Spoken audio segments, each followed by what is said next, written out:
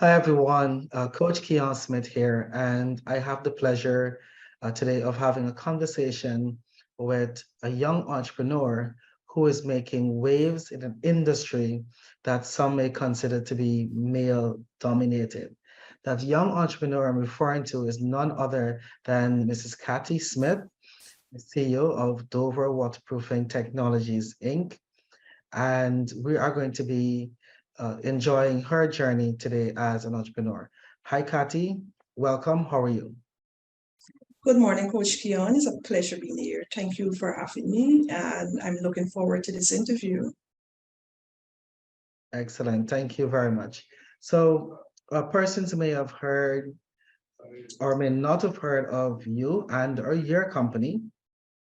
So, first of all, can you tell our audience, our viewers, who is Katy Smith? Well, Katy is, first of all, I'm a wife, a mother to two beautiful children. I was told that I'll be the mother to an adult in a few months, which is some excitement for me and a bit scary. I'm also the mommy to two beautiful dogs. Persons, I was told that I am somebody who is very bold, somebody who's very courageous, somebody who's very passionate and purposeful. And as I am living my life right now as an entrepreneur, those are things that I can see that is quite true about myself. So I am just happy to be in an industry, as you mentioned, a male-dominated industry. I'm just happy to be in this industry to contribute um, my share, and also to let women know that, you know what, it's possible. It's possible whether it's a male-dominated industry or an industry that is ready to welcome us. It's possible. Yeah. Excellent. Thank you. Thank you very much, Katy. And if I may just dive into the background a bit more, um, what do you think may have propelled you to get into this industry? Well, preparation sometimes always meet opportunity, and I think I've been preparing for this for some time back. I would have started my career as a teacher and happened to be teaching business subjects, principle of business, office procedures, and those. And I always had an interest in how business goes, how businesses run, and more so corporate Guyana. So when the opportunity presented itself, I was an employee at an organization that was involved in waterproofing. And after a few years, the opportunity presented itself, and I grabbed hold of it because I was already prepared for it. I would have learned the industry. I know what the industry is expecting, what I can contribute. So I decided, you know what, the opportunity has presented itself. I've been preparing myself for it a while. Let's go. Excellent, excellent. Definitely, preparation is important when opportunities arise so that you can take advantage of those opportunities. Now, you did mention that you worked as an employee for a company involved in waterproofing. The business name itself has waterproofing in it, but there might be many persons out there who may not have a clue of what waterproofing is all about. So can you tell us, share with us, what exactly does Dover waterproofing do, and how long have you been doing this? All right. So that's a question I often get. What is waterproofing? We like to describe waterproofing as simply making a building water resistant. How can we do that? So we sell products and systems that prevent moisture or water from getting into structure. That can be done from foundation to completion. So just in case, let's say you're now pouring your concrete, we have an admixture that can go into the concrete. If you would have already cast in, we have product that can further strengthen. So anything that is used to prevent moisture or water from getting in can be termed as waterproofing. Now, Dover Waterproofing Technologies, Inc., it's a partnership between Dover Waterproofing Technologies Limited in Trinidad and Tobago and myself. So we are at a stage in Guyana where this country is in a construction boom, right? Everything needs to be built because we would have realized that we don't have enough infrastructure if we are to serve our oil and gas industry, because we would have recently found oil. So Dover, the products that we sell, our main objective around the products and the service that we offer is to extend the life of structure. Because right here in Guyana, we have a very high water table. And if structures are laid in area that is moisture infested, we're going to have some issue. So with all the structures that are going up, we want to ensure that life is extended. So Dover is here representing over 13 international companies. We're the only company in Guyana that not just sell the waterproofing products and system, but we have the capability of installing. And once we do an installation, we offer warranty. So we are here with an objective to extend the life of structures in Guyana.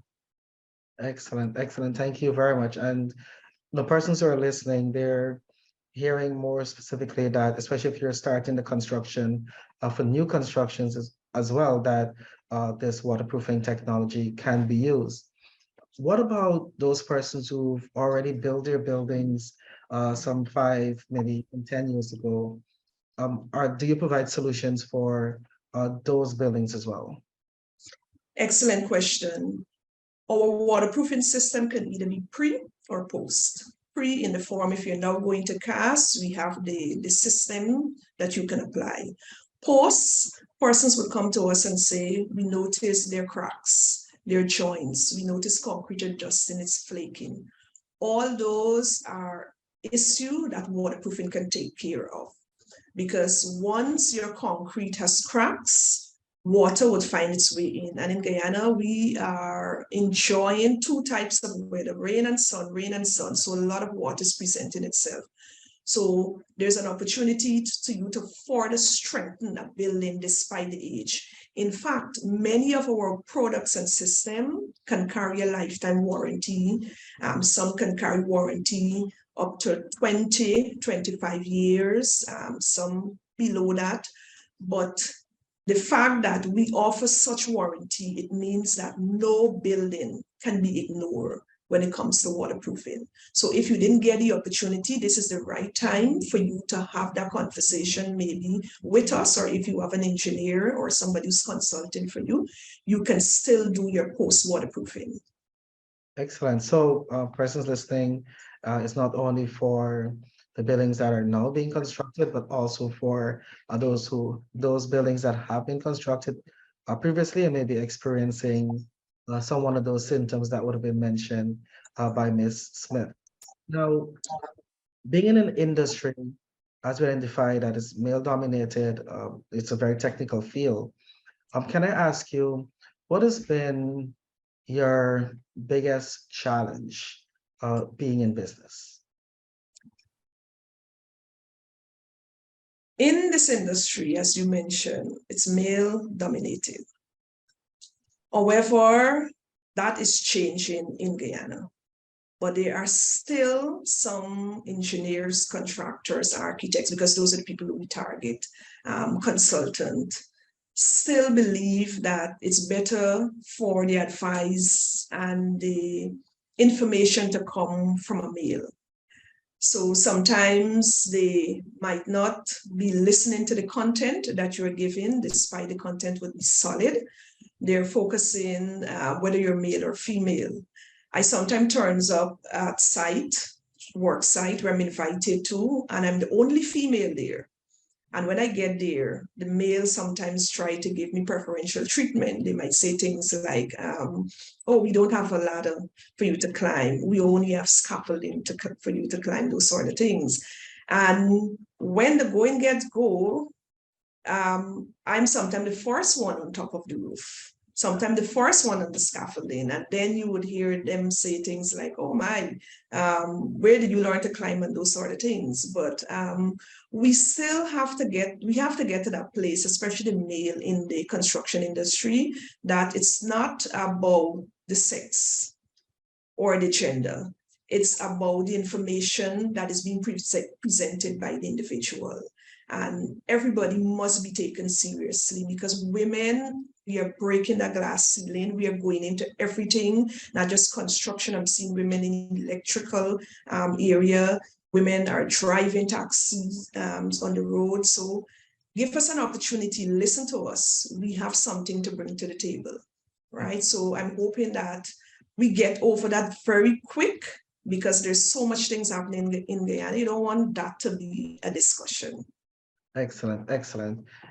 Now, in terms of the growth of the company, can you just let us know how long have you been operating in Guyana, and where do you see Dover waterproofing in the next 5 years?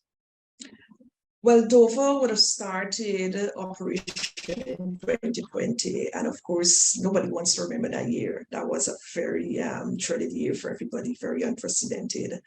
So it was very difficult. It was very difficult for the first year.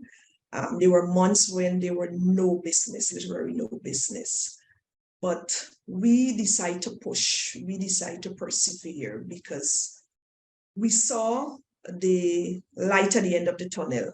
We saw where Guyana was going. We would have recently found oil, and we are in deficit of structures. So we have to have structures everywhere: roads, condos, hotels, apartment. We need everything. So we decide that, you know what, we're not going to think about the present, and we're going to continue to push forward. And push forward is what we did. Now we are alive and well in 2023, and is excited because the government recently passed one of the biggest construction budget in the country. In fact, it's an increase of 20% compared to last year. So everything, as somebody said the other day, everything is being built. And once something is being built, and especially if that something is concrete, Dover name is present. So we are excited about that. So we can see the construction boom continues maybe in another 10 to 15 years in Guyana. So we are poised to propel in this industry, because we have become not just an add-on product. No longer can we be described as a product just for an add-on service, but we are important. We are here to extend the life of structure. We are here to prevent moisture from getting into concrete structures. So we are here to add value to your structure, so to speak. Yeah. Excellent, excellent. Very, very important points you have touched on. Really understanding the magnitude of the construction industry here in Guyana and what that looks like in the future. So definitely infrastructure development is high on the agenda. Now, going through this journey as an entrepreneur, evolving from an employee, what have you learned yourself during this journey? Well, somebody had said to me, if you're looking to spend more time with your family, business is not it. If you want to cut up your bank account a little more, business is not it. But I said, but isn't that what we want out of business? But I realized the work coach is double as an entrepreneur compared to an employee, because with an employee, you're given a specific amount of tasks, you get those tasks done, and you can go home. With an entrepreneur, the work is in your brains 24 hours, because you are not just trying to change and better your life. You're trying to change and better the life of the people around you. You want to create employment. You want to leave your society a better place than you would have met it. So it's a lot of things that you're trying to do. You're trying to, in some sense, a lot of entrepreneurs are trying to create their legacy in business. So all of those things we are working on. So what I would have learned as an employee getting into entrepreneurship is that it's not easy, but guess what? It's doable. It's doable, because just like anything you're about to do, it has a process. And once you can follow those processes and be committed to those processes, remember to have the people around you who have the same dreams and same desire to move the business forward, you can achieve. But you have to realize it's not an easy game. It's not an easy game, but it's a beautiful game if it's played well. Excellent. Yeah. Yeah, that was well said. It's a beautiful game if played well, and that is definitely what the business arena brings to entrepreneurs. And on that note, you did mention something that I think triggered this question in my mind. If you had to restart your business again, what would you do differently? Oh, that's easy because that is something we still trying to put in place. Mhm. Most time when people get into business, they focus on the bottom line, profit, profit, profit. But we have witnessed many people who have been enjoying the profit, but nothing else, nothing else. If I can go back to 2020, I would have focused on systems. I would have focused on procedures. I would have focused on policies, because you have to see business as something that is alive and breathing. And the organs of those business can be described as the policies, the systems, the processes. If those are not in place, the business can suffocate. So sometimes you are looking at the numbers. Can we get the numbers? Can we get the money in? Can we pad the bank account? But the business is saying to you, I cannot, because there's no check and balance. There's nothing to hold me accountable to. So if I had the opportunity to start over, definitely processes and systems and policies I would have focused on, definitely. Excellent. I love the analogy to the business as a living, breathing element, which means that if you don't have your systems in place, you can actually suffocate your business. And that is definitely something that persons need to pay attention to, because you can be looking at the profits, but if you're not able to systemize for consistency, then that might just be as short-lived as possible. Now, for Dover waterproofing, for the company itself, what do you think may be one of the challenges that the company may face moving forward in the future?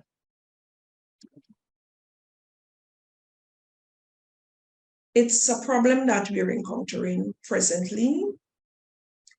I am really optimistic that in another 3 to 5 years, that it's going to be different. Yeah.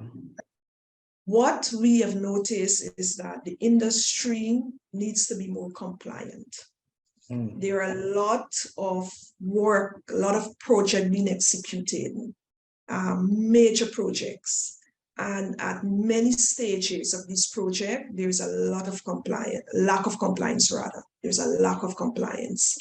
And if the authorities don't take control of that, I always say to client, the people that hurt more if construction go wrong is not a contractor, not the engineer, not even a waterproofing specialist. Yeah. It's always the client. Yeah. Whether the client has embarked on a residential property or a commercial property, it's always the client. Because when we leave that structure, and if it wasn't built properly or built to compliant, the client is the one who have to go around to do, do jobs that they didn't plan to do repairs and fixes that they did not plan to. So for Dover, us having, the objective of want to extend the life of structures, we want to play that game smoothly with a compliant industry. And if the industry is not compliant, we're going to have a lot of issues in the future. We have already started to have conversation with heads of agencies that are responsible through the Georgetown Chamber of Commerce and Industry. We would have gotten the opportunity to voice our concern there. So we are hoping that things are going to be different. But if if there's a slow move to those changes, those are some issues that Dover would be facing in the future. Yeah. Very interesting. Compliance, especially within the construction industry, I think should definitely be high on the agenda. And as you did mention, it is not the contractor, it is not going to be the engineers, not even the waterproofing specialists Yeah. will suffer, but the client, the person who've invested their hard-earned dollars into that building, expecting not to have to do any repairs anytime soon. And because construction procedures have not been compliant to standard, they may end up with massive work to get done within a very, very short period of time. So it's very, very important, I think, that point that you noted, that we should work towards being as compliant as possible. Now, as we're coming to the end of our interview, Kathy, there's one last question that I have for you. If there are two pieces of advice that you can give to a fellow entrepreneur, what would those two pieces of advice be? Learn to persevere. The current days, that is, may look dark, but I want to let you know, once you follow the procedure, because business do have procedures, once you follow them, once you are committed, the days will be very brighter, because I know as an entrepreneur why you want to get into business. Yeah. For a lot of entrepreneurs, we would have understand that we don't need money. What we need is what money can do for us. And for me, I want to spend time with my family. I want to spend a lot of time with my family at my own time, if I may. I want to travel and enjoy the culture around this world, this beautiful world that we have. Yeah. I want to contribute towards my society. I want to make this society a better one that I would have admitted. There's so much things that is happening that we can do better as a people, and I want to be part of that. So I know those are the same things you also want to do. So follow the procedure, follow the procedure. And another thing, be humble, be humble, because we like to say, don't burn the bridge that you have to cross. The Trinidadians like to say, don't burn the bridge that you cross, because you would have to go over back that same bridge. Yeah. So be humble, be respectful of everyone out there, because people is what make this world go around. Not money, not systems, not procedure. People is what make this world go around. So if you find good people, you treat them well. And also treat yourself well. Be kind to yourself. Be kind to yourself. Things might not happen when you want it to happen and how you want it to happen, but just continue the process. So be kind to you, be kind to the world. It's such a beautiful time to be living. It's a beautiful time to be living. Just ask our parents and grandparents. We have opportunities that they could have only dreamed of. So just be kind to yourself and be kind to others. Excellent. Thank you very much, Kathy, for those closing remarks. And they resonated with me. Be kind to others and be kind to yourself. That brings us to the end of our conversation today. I do look forward to more conversations, and I would like to say all the best to Dover Waterproofing Technologies, Inc., as you continue to embark on creating that impact and adding life to structures here in Guyana. Thank you very much, Coach Keon, and thanks to the Action Coach team. You guys are doing an excellent job, and thanks for giving me this opportunity to present myself and the company. Thank you. Excellent. Have a good one.